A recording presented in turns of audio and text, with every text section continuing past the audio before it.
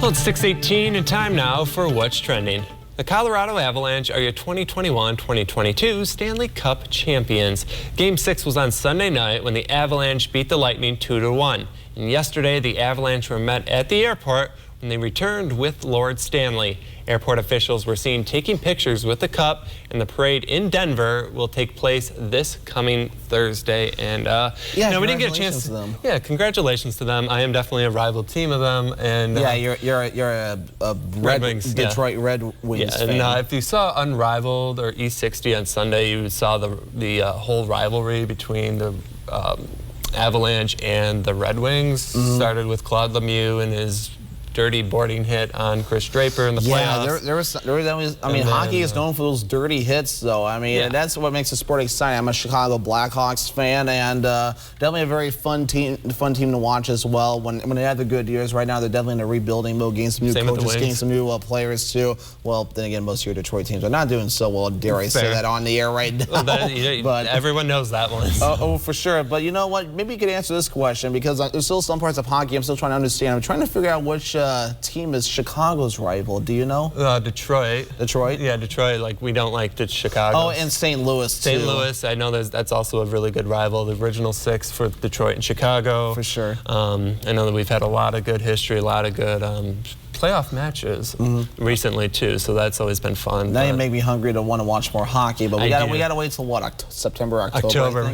End of September is when preseason starts, but October is when. Yeah, October is when the meaningful stuff really kind of gets going. But meanwhile, though, let's keep things rolling here. Rescue workers in California were called to rescue puppies trapped underground. A 100-pound tortoise, though, was preventing rescue workers from getting after the puppies as he was blocking the escape of two pups that became stuck in its den. And firefighters tried everything, including tasty watermelon, to get the tortoise to come out, but ultimately crews had to dig a separate hole and pulled the two dogs to safety along with their uncompromising captors. So, did I read that correctly? 100-pound tortoise? That sounds about right, though, for those. Jeez. I mean, that almost sounds like something you do for a snapping turtle or something like that. And I saw my first snapping turtle a few weeks ago. It was on someone's property nearby, and I'm like, that's a huge turtle. And I mean, what stood out for me was the tail, which almost was like an alligator tail a little bit, too. And I'm like, that might be a snapper. So and it was on someone's property. So I'm like, I stay as far away from that thing as possible. It's a good idea. I mean, you get close. They also don't really move that quickly, but no, you know, not like alligators. But. Yeah, it's one of those you just don't really want to mess with. It's not really nice to mess with animals to begin with, but you know. No, I mean, unless you're helping them out too. I mean, I know the DNR says if you see like a turtle, obviously be careful, but obviously help it out too. If it's crossing the road, maybe move it to a grassy area and just help it out a little bit. I mean, Wild Instincts helps out animals too. So it's always good when you can help Mother Nature out. Yeah, but watch out for the snapping turtles, obviously. For sure, yeah, that can be a pretty bad bite, to put it in clean language, for the air. For sure. But taking a turn to our last story, deep sea explorers have found the world's deepest shipwreck, lurking 4 miles beneath the surface of the Pacific Ocean. The crew of the Caledonian Oceanic Exploration Vessel, led by renowned explorer Victor Vescovo, located the wreck of the USS destroyer escort Samuel B. Roberts, known as the Sammy B, in the Philippine Sea. It was found at a staggering depth of, get this, 22,621 feet. My goodness. That's almost twice as deep as the wreck of the Titanic.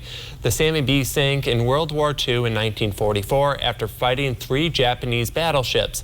The ship laid split on half in its fathomless, watery grave for almost 80 years.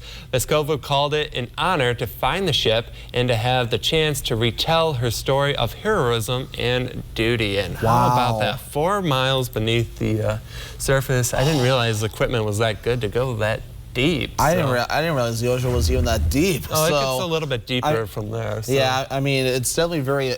The deepest part of the ocean is somewhere in by New Zealand and the Philippines. I can believe it, though. And, you know, you can only imagine what stuff is hiding down there, though. So it's really kind of fascinating. And I'm also impressed that they were able to figure out what ship it was that sank all those years ago there. So it's definitely cool that they're able to keep that record keeping. And now another ship to be able to tell a story and learn more of this, like the Titanic, too, when it sank. And now that there's still the record site. Yeah, there's so many shipwrecks. There's a lot of stories to be told from that. For sure, yep.